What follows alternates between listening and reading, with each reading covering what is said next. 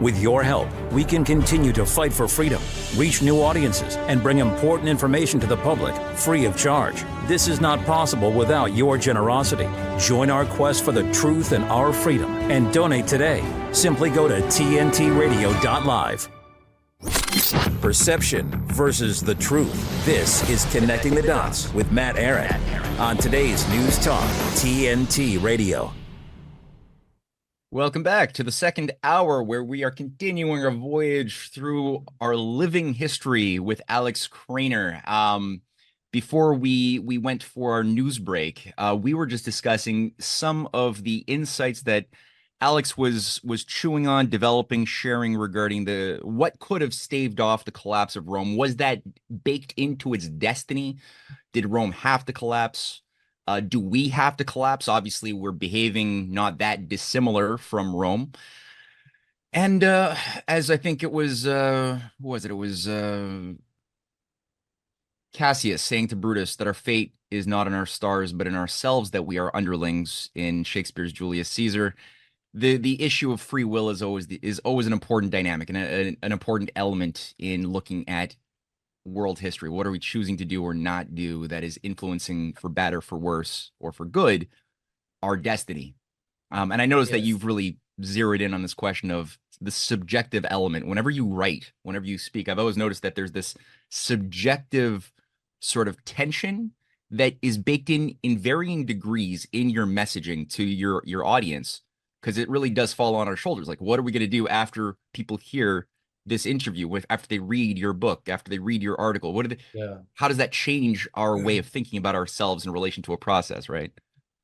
Yeah, exactly. Because I think that we do have that choice. And, going back to the fall of the Roman Empire, I've been kind of researching this for probably the last 30 years, and not the Roman Empire, but just like trying to figure out, why is it that our civilization is so pathogenic, is so pathological, it's so destructive and so unrestrained. And up until a few years ago, I was convinced that it was in the money, that because we have this fraudulent monetary system, fractional reserve banking with fiat currency, which incentivizes a lot of these destructive behaviors. But then when I started studying the ancient history, when they did use honest money, gold and silver coin, the patterns of behavior were exactly the same. So obviously it wasn't the monetary system in and of itself. But as it turns out, that in every case where you have this imperial expansion and then collapse and creating permanent wars and constant civil wars, civil strife, social uprisings, repression, terror, death squads, things like this, it's always under the rule of tyranny. Not kings, not tyrants, not dictators, always the rule of oligarchy. I may have said tyranny before, I meant oligarchy. Always under the rule of oligarchy, unchecked, right? Because if there's a sovereign that's superior to the oligarchy, he can put restraints on them. He can tell them, you cannot do this, you cannot do this. He can enforce the law.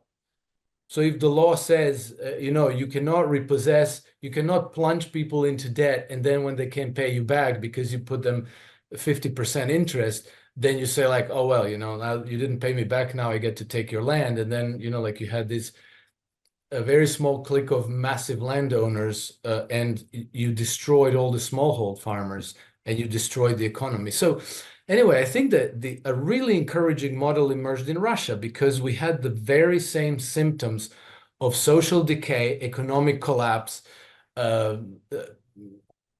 chaos on the streets of Moscow and St. Petersburg, when Russia was ruled by her oligarchs.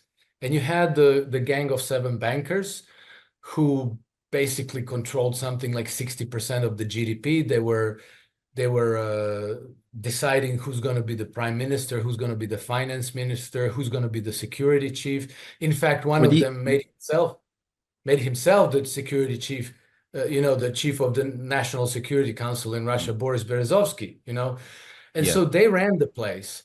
And it's a mystery of mysteries how Vladimir Putin became the boss, how he became the president of Russia.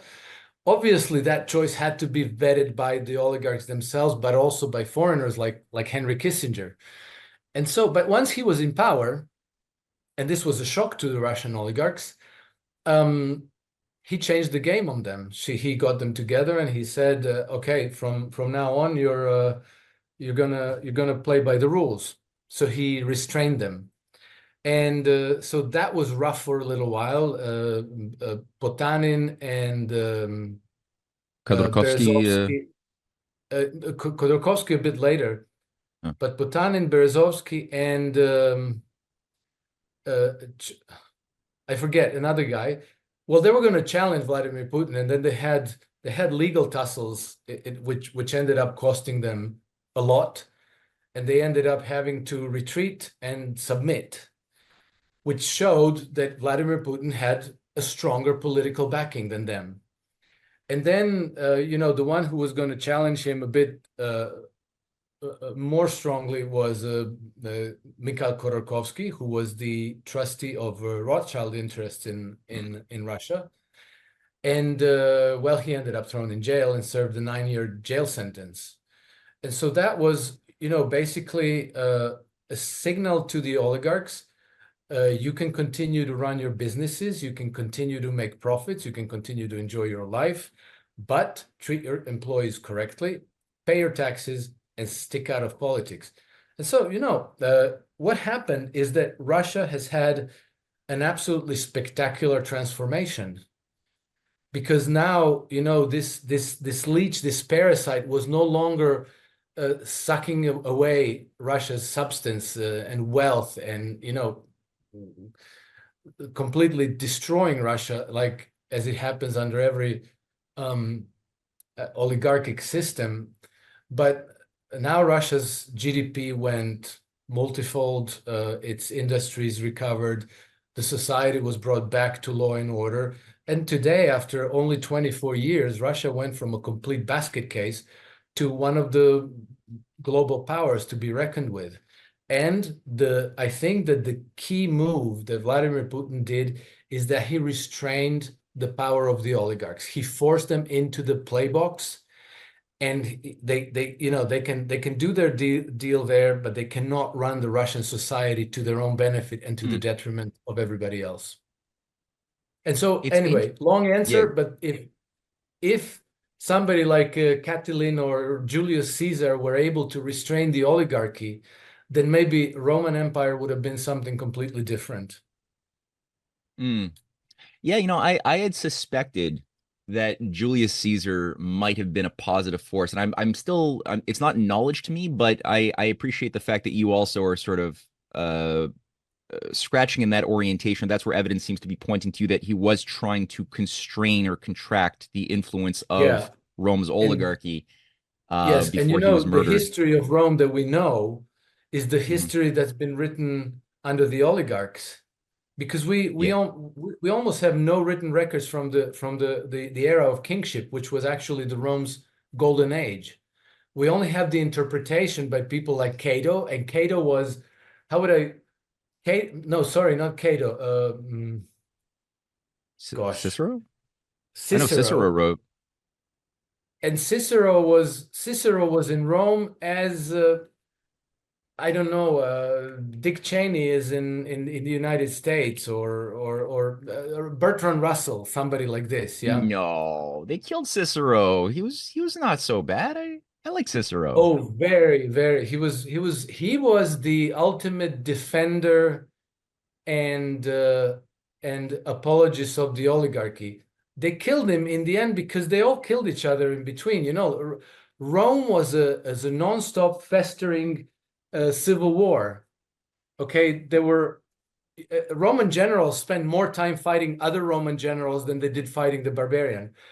Here, I would very highly recommend this.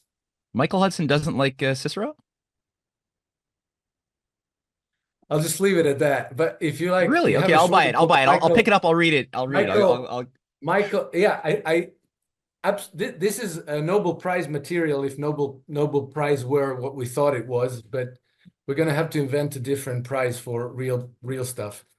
But Okay, also, I'll you buy know, it. if you want a shorter book, you can go with Michael Parenti's Assassination of Julius Caesar. Okay, all right. I'll buy both Yeah, of yeah. those books when this Cicero is was done. pretty much a Bertrand Russell, Alfred Milner, somebody like that, pretty Really? much. Eh? Okay. Like Yes, I said, yes. my research has Well, painted a different image, but yeah, because you know, I'm gonna take your leads up virtually here. all history that we read, I mean, real lessons of history are only now beginning to start to be scrapped together because everything we had now was passed through Roman oligarchy and their historians, like Cicero. Then, you know, the Catholic Church, which kind of absorbed the dead soul of the Roman Empire and kind of, you know, incubated it for the next version, Venice, Dutch Empire, and so on. And, you know, British Empire's gentlemen scholars. And these lessons are so important that to this day, they're hiding the true nature of what Roman Empire, even Penguin Classics translated Livy's Civil War, right? Which is our sole source on the Punic Wars. Well, guess what?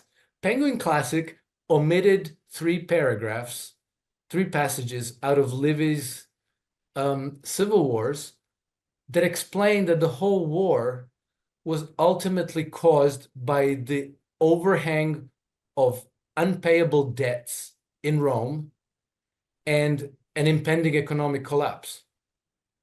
Do we have access to Right? Livy's Kind of the same original reason why they'd like to get Russia under, you know, why they'd like to get Russian resources to float up our financial system. Yeah. Do we still have access to the unredacted Livy? Yeah, I think so, but I don't know where. Interesting. I know it's not in the Penguin Classics. That's not the right Yeah, right. one. Interesting. Okay, cool. We got a question that came in. For those listening, they might have noticed that I often don't ask questions that come in from the audience because here in Canada, we don't have access to the chat feature on TNT, unfortunately. However, we finally figured out that That that's the case. that would be Um, extremely dangerous to our democracy. yes, obviously. Too much dialogue with people around the world is dangerous to challenge the elites. Actually, Very I bad. will be asking some questions towards the maybe second half or third segment of the second hour. We're going to toss out a few questions to you. So for those listening live, don't worry about it. Keep piling on your questions. We're going to get to them. And we have a collaborator in Australia who is getting them to me. So great. On the issue of what do you think about this idea of I have a friend Quan who made the point to me that the problem of the Western oligarchical dynamic isn't that necessarily it's oligarchical, he said, because oligarchy just means rule by the few. That doesn't mean that the few are necessarily evil, but oftentimes that will easily happen, obviously.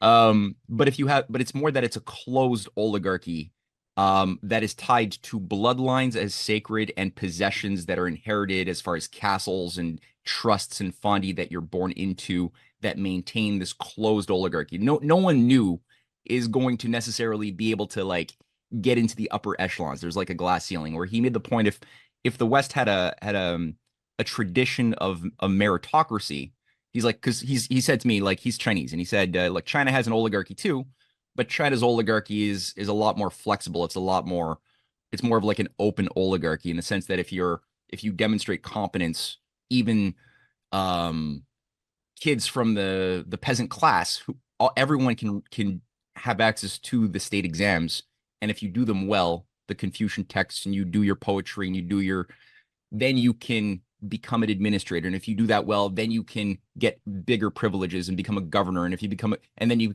could become an advisor to the emperor. And then you could even Yeah. feasibly go higher still. So that's more of an open versus closed oligarchy, as far as the meritocracy thing, which gets all. What do you think of that assessment? Do you think he's missing anything in that, or Well, would you generally I think agree? it's I don't think he's wrong about it, but I think that to understand how the Western oligarchy is so pathological, we need to examine the system of incentives. And I think that the Western oligarchies, the Chinese oligarchies operate on certain philosophical foundations, on certain cultural heritage, whereas in the West, it's simply rapacious plunder and upward transfer of wealth. And they operate pretty much on a mafia principle. And so to be secure with the wealth, with the wealth that you plundered, you have to be the biggest and the most powerful. And so I think that the system of incentives defines that the most unscrupulous ones, the ones who are least restrained by their conscience or culture or philosophical traditions, are going to be disadvantaged, and they're going to become weak with respect to the ones who are completely unrestrained and completely unscrupulous. And then those will rise to the top, and then they will dictate the rules of the game to everybody else.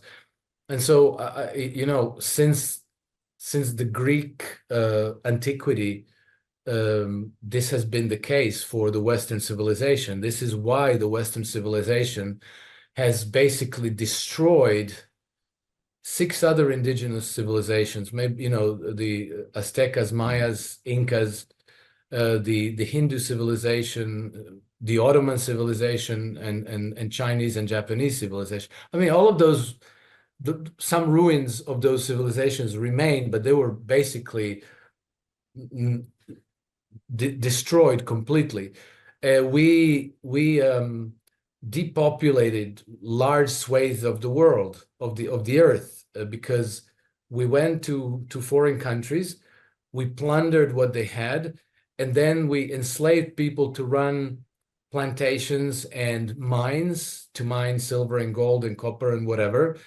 And it didn't matter how many we killed, because what this system of incentives does something. It propagates these incentives all the way to the executors at the very bottom of the hierarchy, but it also shields the top decision makers from the consequences of their decisions. So, like you go to Haiti, the local population is not so interested in growing coffee and tobacco for you. So you decide to kill them all and to bring slaves from Africa to work in their stead. And that's what you do. And so if you're sitting in London or in Paris, that's just, you're doing profit and loss math. You're not seeing the killing, the blood and gore. You're just thinking like, oh, well, this is going to be a splendid, profitable business for us. And then you go to a party and tell people how incredibly successful you are. Yeah, right. And well, as they say, have this compartmentalization. Yeah, right. And you could, as an economics hitman or somebody managing policies for the World Bank in Washington, you could feel like you were in a clean, civilized world, just crunching numbers, looking at a giant spreadsheet and world map, and kill more people than a Pol Pot or a dictator on the ground. On that note, we're going to go for a quick commercial break, and then we're going to come back to continue this thought. Any of these commercial breaks can be annoying. And we'll be right back on TNT News Talk. TNT's Timothy Shea. It was a great day. The ratios. John Kennedy, Senator John Kennedy, who we thought was MAGA, who we thought was America First, who still continues to make all the right noises, and he does the wrong things. And the last straw was him voting with the 22 turncoats to send more tens of billions of dollars to Ukraine. Ukraine doesn't need any more money. Ukraine doesn't need any more of our support. We're the problem in Ukraine. The Reckoning with Timothy Shea on today's News Talk, TNT. A better business tip from TNT Radio. The benefits of advertising on today's News Talk, TNT Radio, should be clear to businesses of any shape or size. It can be accessed anywhere, anytime, by anybody, and is the perfect way to build brand awareness and stimulate digital activity. If you'd like more information about advertising on TNT Radio, simply fill out your details on our contact page and we'll be in touch. To find out more, go to tntradio.live. Ladies and gentlemen, Today's news talk. News and information. TNT Radio. All right, we're back for the second segment of the second hour on Connecting the Dots on TNT. Alex, I think before we panned out for the commercial break, we just brought up the immense amount of destruction and death that has been done by the technocrats. And this is first I wanted to give you a chance to, if you did want to follow through on any thoughts that were left uncompleted because I had to cut you off. Did you want to do that? I just wanted to follow up on what you said, because you were absolutely right. That they can be a lot more destructive than people like Pol Pot and who have you, because not only are they shielded from their from the negative consequences of their decisions, but then they also pay these think tankers and academics who tell them rosy stories about what they're doing, because either they have a civilizing mission, or they're spreading freedom and democracy, and they tell themselves, well, this is the birth pangs of something new, so of course it's going to be a little bit bloody, a little bit ugly and painful, but it's only for good cause, because then everything's going to be so wonderful after that. So they can say like, oh, well, when you make an omelet, you got to have to break some eggs. So that's the executors, the high level decision makers, but the oligarchy itself, they know what it's about. It's strictly about the resources and using those resources as collateral and turn them into financialized flow in their own banking system. And when we talked about Russia is the biggest treasure chest of them all, estimated at $75 trillion. Now, if you were, if exploiting those $75 trillion worth of natural resources could be financed by the likes of, I don't know, Royal Bank of Scotland and JP Morgan and Goldman Sachs. I mean, imagine how many loans they could underwrite, they could extend to the corporations that they own or control. It would be an absolute bonanza. It would be an absolute bonanza. So, they could sit there in their offices and think like, oh, well, there's 8 billion people in the world. And so if 1 billion people has to go, well, they have to go, and they justify, and then they give their orders to their minions in the government, and their minions in the government vote for wars and appropriations and what have you, everything, so that the war machine can hum along and get their objectives fulfilled. Mm-hmm. Oh, by the way, just before we started this interview today, I come across a short clip. Liz Truss, former British Prime Minister, giving an interview to Steve Bannon. I don't know, but there it was. So she was saying, what she was saying, spectacular segment. So she was saying like, oh, well, like when I became a prime minister, I believed that when you get to the top of the heap, then you get to decide the policy and change things. And she says, and once I was there, I learned that it was in fact Bank of England who was defining the policy. That's what she said. That's strange. That's strange that she said that on Ben. Do you think that's a limited hangout, or do you think that she's actually an authentic patriot of her nation?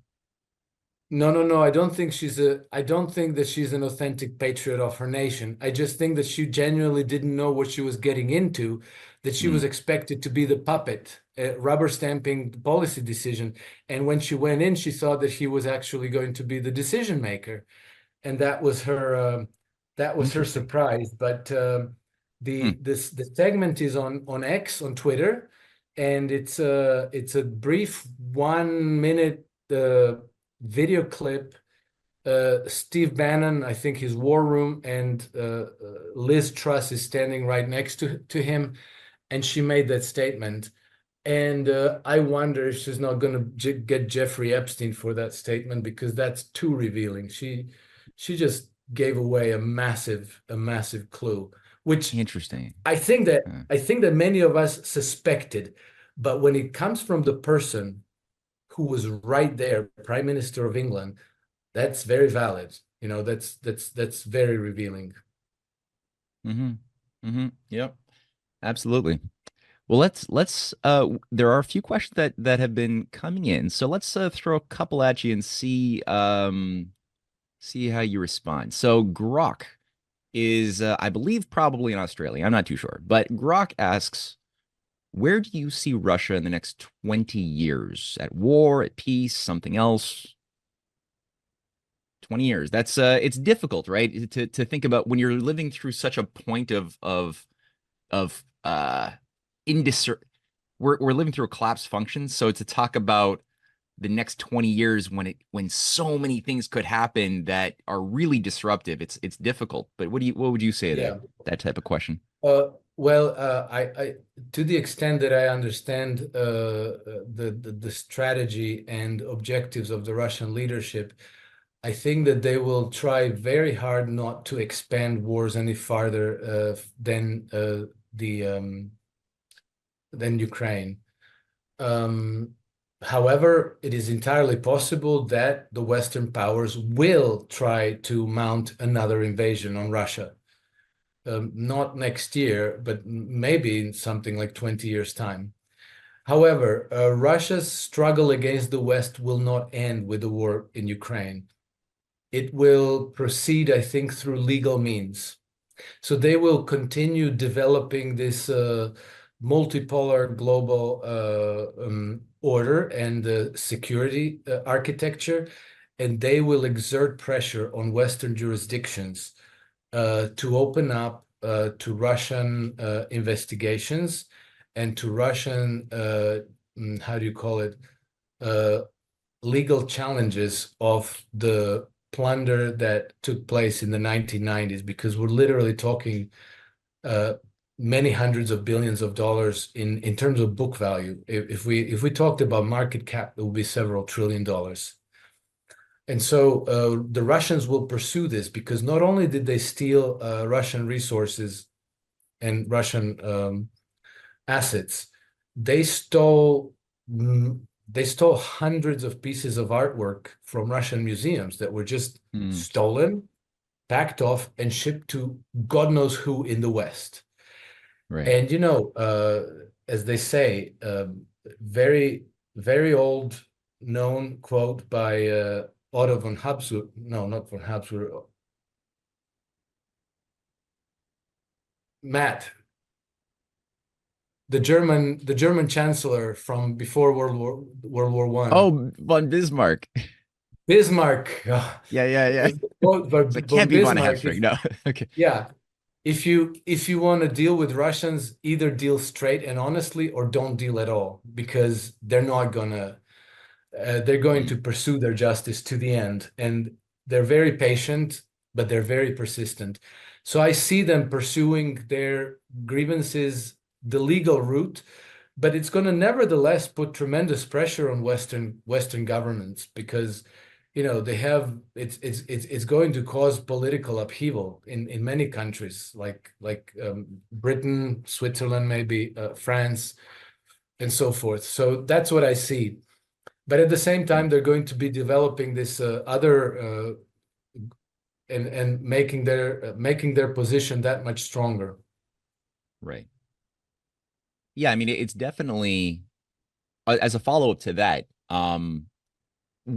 it seems to me very clear that mediocrity and competence have really become normalized in the West, especially amongst all of the auxiliaries who are required to maintain the Western hegemon. They're such mediocre, incompetent people on every regard in terms of the bureaucratic and political class, whereas because we're not building anything, we're not doing anything that is based upon a long-term goal, and without a goal, as they say, people perish. Russia has goals. They're thinking Yes. 20, 30, multi-generational levels into the future. China's got goals.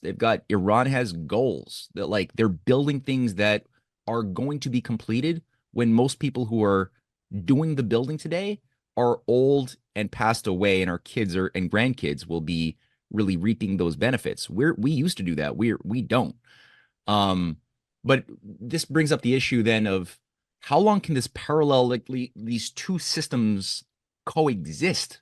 At some point, something's got to give, right? Like we see that there is a multipolar operating system that's becoming more robust, more connected, and it's very different in how it's wired than the thing here in the Yes. transatlantic cage of insanity. So where do you think what do you think that's going to look like? This one system having a future and based on life and competence and abundance, and the other one the opposite. Do we give up? Do we like, yeah, well, how's this work? I tend to think that they cannot coexist. And the reason is because this Western oligarchical system of governance is really by its nature pathogenic. And what I suspect that it's going to do is we're going to shut ourselves off in this Western bloc, which is going to consist of the EU, whatever countries remain in the EU, maybe Canada, maybe United States, probably not. But what they're going to try to do is they're going to try to remilitarize and renazify Europe for a future hurrah against Russia, because that's the name of the game. That's the only game in town. This is what they do. And this is why we had so many invasions of Russia over the centuries. And I think that that's a real danger for us, because the same way that Ukraine has been fashioned into a bludgeon to use against Russia, the same can be done to Poland, Germany, Britain, France, you name it. Basically, you start pumping this ideology, you start pumping hostilities. You first you immiserate the nation, right? Because all of the countries that were kind of designated as the bludgeons to use against Russia, like Moldova, Ukraine, Georgia, were among the world's worst economic performers between 1991 and 2014. Ukraine was dead last in the world, like it was behind Burkina Faso and Ghana and places like that, right? Literally by World Bank measures. So you miserate the people to make them desperate.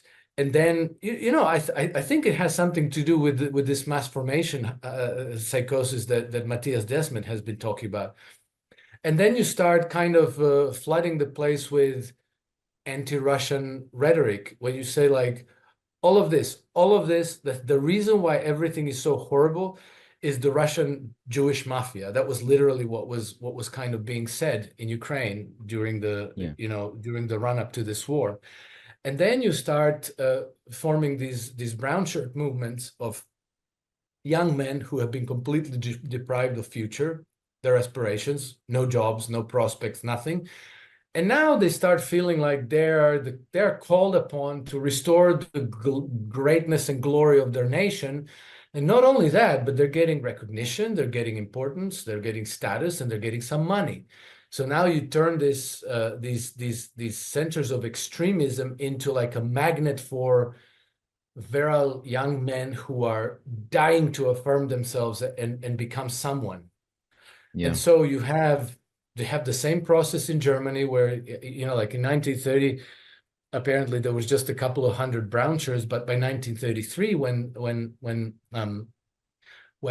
Hitler came to power, there were between 1 and 2 million of them, and they were sowing real terror around the cities of Germany.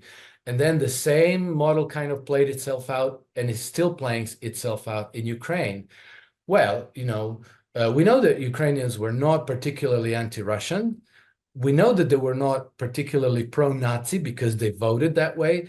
And we know that they were overwhelmingly in favor of peace with Russia. But look what happened. They are in war with Russia. 500,000 of their men have been sacrificed, and their whole country has been devastated. Well, if you can run the show in Germany in 1930s and in Ukraine in 2000s, well, then you can recreate it in Poland and in Germany and wherever you want. And it starts with immiserating the people. And you know, we see now deindustrialization of Germany. We see the economic collapse around the European Union, deliberate policies to destroy farming, to destroy industry, to destroy energy infrastructure, to demoralize people and so forth. And now we already have the political talking about going to war with Russia, about going back to military conscriptions, about investing hundreds of billions of dollars into the military industries. So we already see that we're taking steps in that direction. Yeah, and we yeah. need to be and we need to be really concerned about that, because you know, when you look at all those graves of soldiers in Ukraine, you see the Ukrainian flags on top of graves as far as the eye can see, tens of thousands of people. Well, that could be our kids if we're just like, you know, complacently sleepwalking along with the agenda. We need to take this very, very seriously. Absolutely, yeah, and you could hear the rhetoric as well, the intention for the war drums against China as well, flailing out of control. The what's going to happen if Israel is able to get a war with Iran, and does that pull the U.S. in? Well, possibly. And then all of a sudden, what's going to happen? Or you hear the same thing too with how we're being played. Many conservatives in America are being played around the immigration issue because they're told, you know, it's that the immigrants are being sent in by the CPC Chinese, and that's the new Bolshevik fight to destroy America using the CPC stooge puppet Biden, and so we have to invade Mexico. And that's actually the thing. They're building a massive military base. They're doing this deliberately, and they're even somehow managing to get people like Brett Weinstein into it, which I was absolutely astonished. He said this in an interview with Tucker Carlson about this immigration, how it's not friendly because the CPC is sending in I don't know how many Chinese into the United States. Well, what's your point, man? Like, what do you want to do? Go to war against China? Do you think that's going to fix it? Or do you want to like stop the immigration at home, meaning, you know, like act against Biden administration? But they're pumping up this rhetoric because it seems to me that the oligarchy that's ruling the West now has designated Europe as the dry tinder that's going to be aimed against Russia, and the United States and Canada as the dry tinder that's going to be run into the grinder against China. And they don't care. You know, because the secondary objective of wars in under oligarchic systems is that when the social revolt comes to a boil, as we see in Europe now, and we saw, you know, Canadian trucker, and now you said we have truckers boycotting New York. So these things are starting to bubble. Well, if you can orchestrate a big war and you can cry barbarians at the gate, then all those fighting age males can be shipped off to the trenches and sacrificed in great numbers, so they're no longer a danger to you. They're no longer going to be running a revolution at home. Rather, they're going to be sacrificed on some war abroad. And the Roman Empire was doing the same nonstop. Whenever the social pressures came to a boil, somebody would cry barbarians at the gate. They're arming. They're planning to attack us, and then you would get all these people you'd promise them a debt amnesty for everybody who goes serving in the army. And so they would end up sacrificing Roman citizens by their thousands to relieve the social pressures at home. And, you know, here and there bring some loot from, you know, wherever, Syria, Caledonia, Spain, wherever. Absolutely. All right, getting some deep historic truths that have more importance on our present life than most things that happened last week in your hometown. So this is very, very important that you're going through this, Alex. I really appreciate this. We're going to go for a quick commercial break. We're going to come back and have 2 or 3 last questions from the audience for you. This is Matthew Ehret on Connecting the Dots, today's News Talk TNT. Give me a minute with TNT Radio's Steve Malzberg. Last November, you may remember that U.S. women's soccer star Megan Rapinoe was playing in her last game ever. And just a few minutes into the game, she went down with a non-contact injury. After the game, she claimed that her injury was proof that there is no God.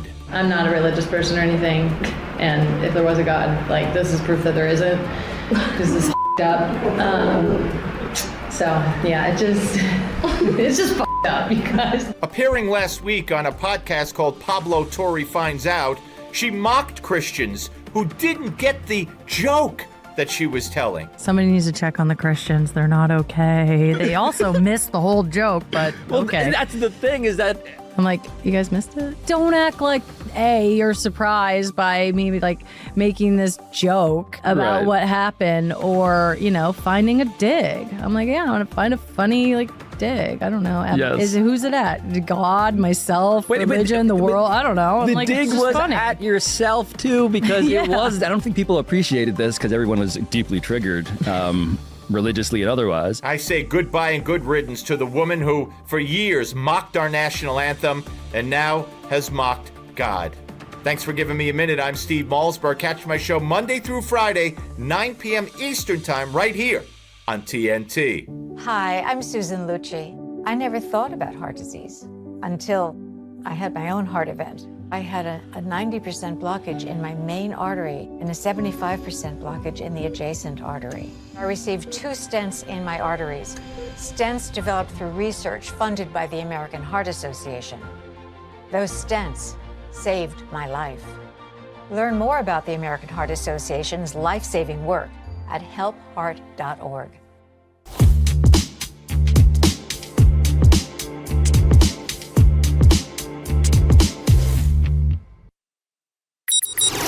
Deconstructing psyops, propaganda, and mainstream media garbage. Connecting the dots. You're with Matt Ehret and Connecting the Dots on today's News Talk Radio, TNT.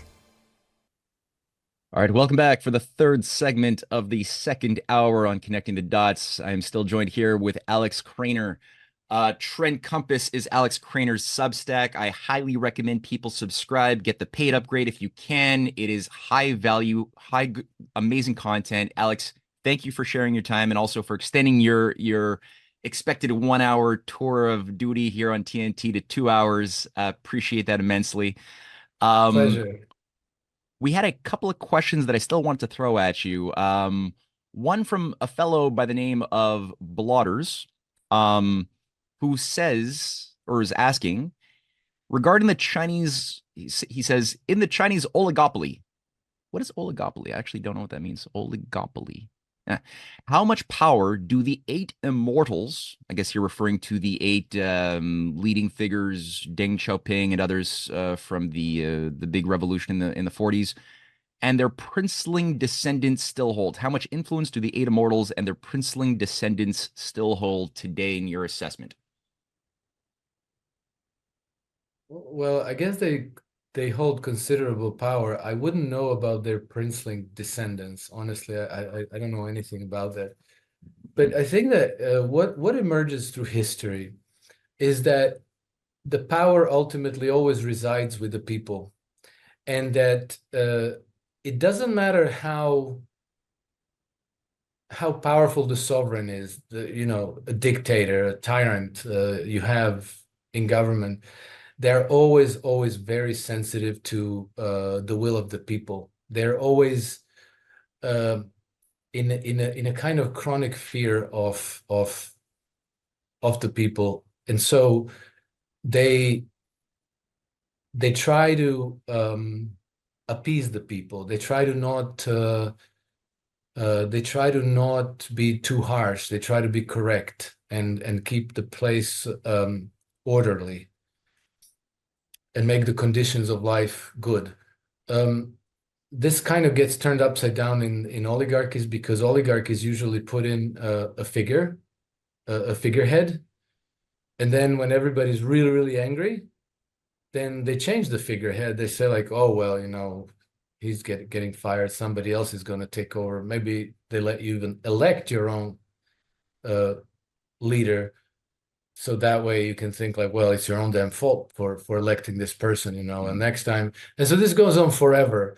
But by some magic in democracy, we always end up getting a lot of what we don't want, like poverty, infrastructure decay, social decay, permanent wars.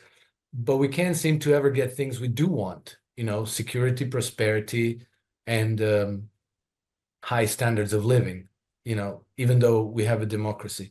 So that's been turned over. But generally, so in this sense, this democracy is a very effective mechanism for actually impeding the will of the people to formulate the policy, and kind of detracting the energy. Where there's a sovereign, whether we're talking about Putin or Xi Jinping or previous dictators, people know who's in charge. They know where the buck stops, and that's that person. And the wrath of the people can be terrible, and we saw examples of this, like in Romania when Nicolae Ceausescu in 1989 was simply killed in a popular revolt, even though he was the undisputed dictator of Romania. Once people have had enough, they had enough, and he ended up killed along with his wife. And so I would say that, yeah, these Chinese heads of the Communist Party, they have absolute power, but in reality, on paper, it's absolute, because they don't have to run in elections against the left and right and all this nonsense that we have in the West. But in the end, they have absolute power insofar as they exercise it constructively and responsibly. And if they don't, if they abuse their power, they're going to get away with it for a little while, but ultimately it's the people who have the power. And dictators are always in a very delicate position, because everybody in their country knows where the buck stops. So anyway, that's my thoughts on that. I wouldn't know about the princelings. I really have no idea where they would be or who they would be. I guess Deng Xiaoping's grandchildren. Yeah. I don't even know who they are. Well, I think that's, and by the way, I got to apologize. I just discovered that Blotters, I misgendered Blotters. Blotters is a lady, and I do apologize for my I hope it's not there. a capital punishment yet in Canada, misgendering people. That's why I have to do the disclaimer in the apology. Otherwise, I could be in legal trouble. So no, I don't know that yet, but we're moving in that direction. That's for sure. Yeah, exactly. You hurt somebody's issue, feeling, you must die, man. That's it. That's just it. Oh yeah, that's equivalent to violence.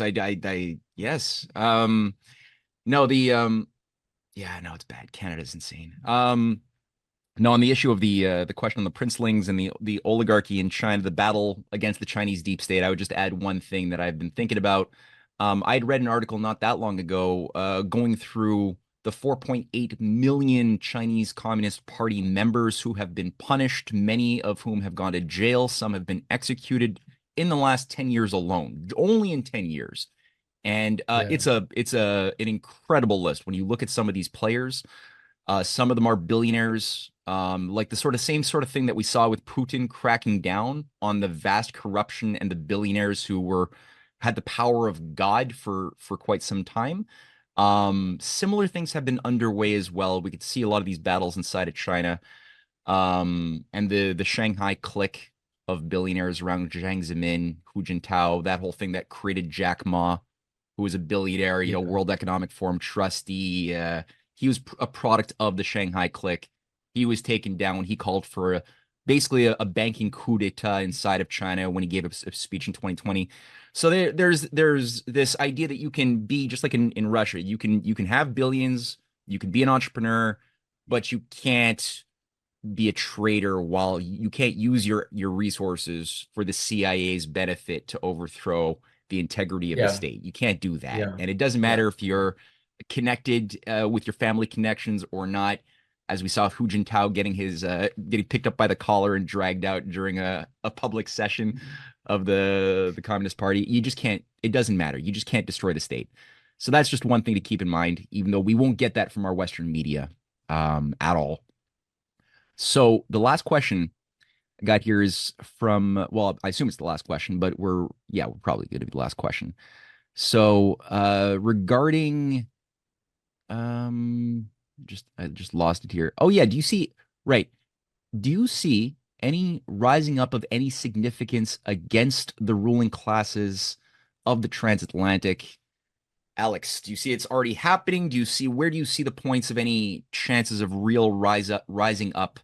We are many, they are few sort of thing within Europe, North America against this oligarchical death cult. Yes, I see the uprising, but it's not exactly the kind that you would make films about, people, like a revolution, like a bloody overthrow and storming of the Bastille and things like that. I see it more in people disengaging, people refusing to cooperate with the agenda, people refusing to comply with the rules and regulations in such massive amounts in like a whole percentage of population, that their agendas are simply failing. We just went through the pandemic experience, and we were never meant to go back to the old normal, but we kind of did. I don't know, I remember July 2021, there was a vote in the French parliament to extend the QR code thing, where you couldn't go to public places without having a validation of your vaccine. Well, that failed and the whole thing was gone. And then we saw, World Health Organization head Tedros declared the monkeypox as a public health emergency of international concern. That's like the signal that the world is going into another whole, the whole thing was supposed to happen again. The lockdown, social distancing, the whole thing was supposed to play out again. And what happens instead is that the world ignored him.